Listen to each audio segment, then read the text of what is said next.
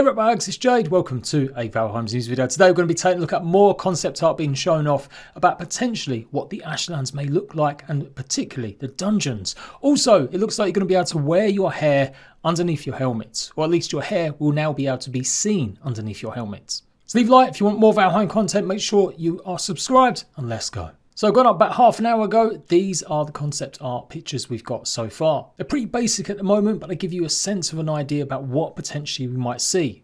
As always, subject to change. Grimcore, the art guy, pretty much gave his rundown of the restrictions they have in spawning man-made kind of areas, basic locations. They can't be too big. Sometimes they have to worry about dimensions and how they'll spawn in. So he took what sizes he wanted, put them through Blender, blocked out what he knew he could fit in and just made paint overs, meaning he could create a concept art pretty quick and easy. Here's the initial 3D art, first attempt at painting it over, and then with lots of colour. There's different variations of these as well. Maybe don't take it too much to heart, some of this. As said, and I stress enough, the Valheim devs want to be more open about what they're working on, but that does mean that things may change. But this looks really cool as well. The light shining through and beaming out, really making it seem something dangerous, but also maybe worth rewarding going to go inside and explore. I actually like this one most though. I feel like it adds a little bit more uniqueness. I like the idea of a kind of labyrinth to get through.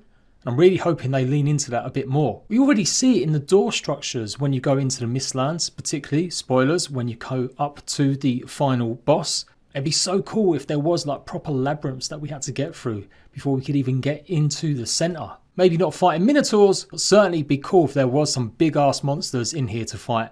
And this is the snippet they showed off of how hair is going to look in the future underneath helmets. It looks like they're going to be redoing a lot of the equipment that you're wearing. And definitely I think it will really help with standing out. It does get to the point when you're playing with a group, you're all wearing the same armour because you're all at the same point. There's not much room for variety. Yes, you can colour your shields and stuff, but this will really add another little flavour for players to define themselves against others. Meaning we'll be able to see our characters look a bit more unique, even if they are wearing loads of armour.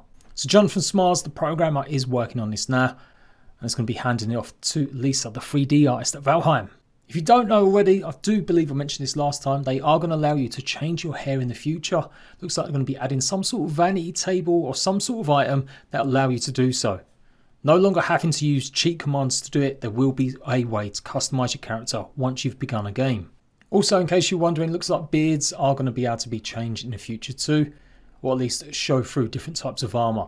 Also, delving into Jonathan's replies, he's confirmed once more that we already knew there was going to be some new game modes coming to the game. It looks like they're basically making a lot of the controls and commands that you can use and turning them into actual proper game modes so people don't have to access that stuff. I imagine it's also there to help with the Xbox port because of course generally a lot of the Xbox games don't use commands. There's only a few like Ark and even other games like Conan in the past have adapted and made a bit more user friendly for controls. Someone asked whether or not there'd ever be a creative mode and Jonathan said hopefully. And maybe not now, maybe not in the very near future, but they could potentially be looking at helping improve combat.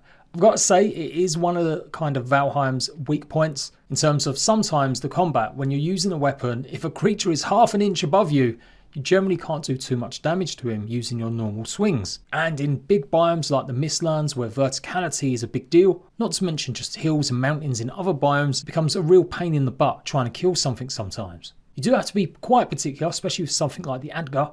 But yeah, Jonathan said it is something they want to solve, but it's also about where the hit the weapon is in the air. So it's quite a lot of work to solve it. Until then, he recommends trying out different weapons, more special attacks with the mace, sledges, spears and axe. Still waiting for the patch that's going to enable us to go ahead and give permission for the ballista to kill certain creatures by feeding it trophies. Now we don't know if that's changed other than this clip that was shown off by Jonathan a while ago.